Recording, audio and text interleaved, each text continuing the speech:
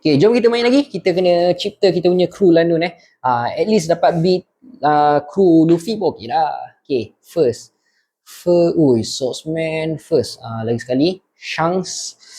Okay, next. Cook, Navigator, Doctor. Oh, Shipwright. Come on lah, Shipwright, boss. Alamak, yang ni. Okay, Cook lah, Cook. Takkan nak ambil Noro-Noro TV kan. Tu. Aku nama-nama dah tak kenal, tapi aku kenal karakter-karakter dia. Navigator. Apa ambil ni? Doktor. Padu ni. Swordsman. Okay, padu. Jap. Sniper ni lah. Sniper dulu. Sorry, Navigator. Okay lah. Nombor apa? Nombor 2 kak.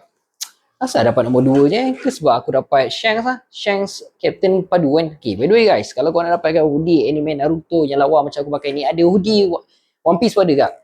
Ataupun kalau korang nak topeng Ultraman ni, nak beli anak buah korang, kalau korang nak pakai pun tak ada masalah, tak sampai RM20, order sekarang kat Shopee yang aku ada letak dalam video ni. Okay, ciao.